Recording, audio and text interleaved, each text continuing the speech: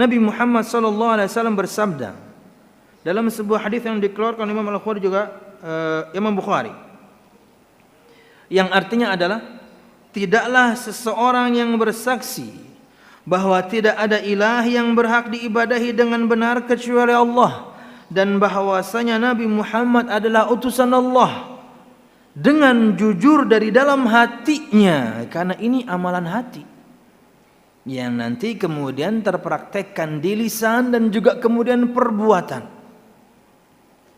Hukum awalnya atau asalnya ia adalah amalan hati. Makanya jamaah sekalian rahimakumullah, ketika Anda membaca Al-Quran, walaupun tidak setiap saat gitu ya, ketika Anda membaca Al-Quran, dan ini diantara cara menjampi atau meruqyah diri sendiri dengan Al-Quran, itu adalah Anda membaca Al-Quran dan niatkan meruqyah diri.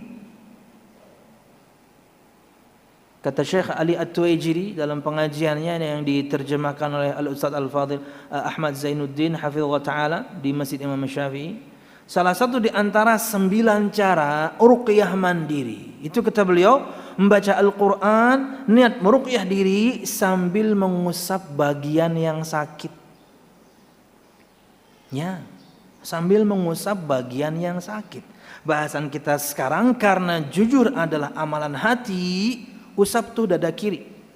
Ya, sambil mengusap dada kiri, karena semua penyakit hati ya bermula dari sini. Bendanya tuh jantung, bukan hati, bukan jantung bendanya itu. Sambil diusap-usap. Ya, sakit kepala sambil usap-usap, sambil minum Paramek, usap-usap.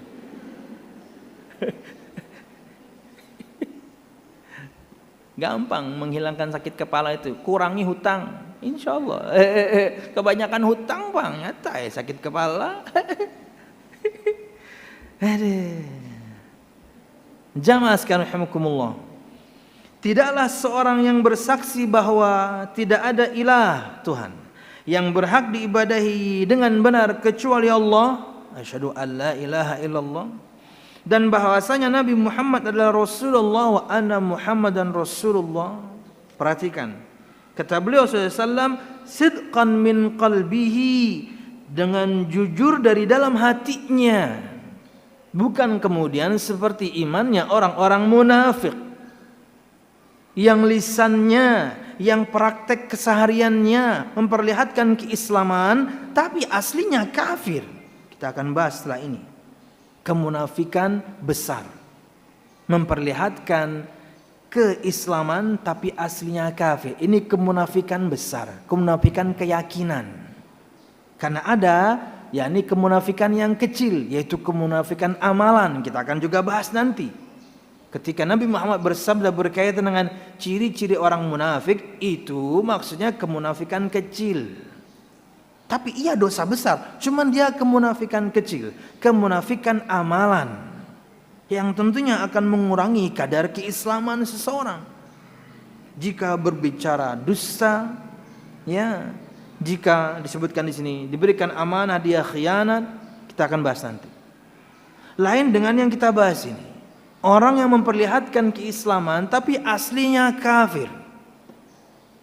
Orang-orang munafik kala itu salat sama Nabi Muhammad, salat sama Nabi Muhammad SAW, melafalkan yakni keislaman dan praktek keislaman tapi aslinya kafir.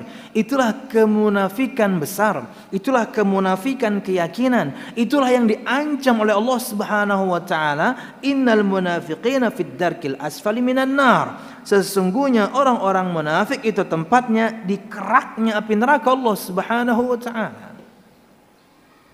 Dan kita tahu batu dijatuhkan ke neraka 70 tahun baru nyampe dasar. Dalam sebuah riwayat disebutkan ketika Nabi Muhammad bersama para sahabatnya, setelah itu mereka mendengarkan suara dentuman yang sangat keras. Kata Nabi Muhammad, tahukah kalian apa yang kalian barusan dengarkan?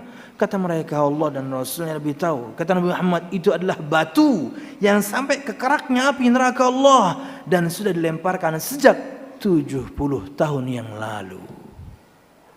Dalamnya luar biasa. Nah, Maka jangan gunakan ayat ini untuk kemunafikan kecil. Allah berfirman, sesungguhnya orang-orang munafik itu di keraknya api neraka. Ini maksudnya kemunafikan besar. Ini maksudnya adalah kemunafikan keyakinan. Bukan kemunafikan kecil, bukan kemunafikan amalan. Jangan Anda gunakan ayat ini ketika ada orang berdusta. Kamu berdusta ya? Di keraknya api neraka. Enggak gitu. Salah. Allah yang bisa.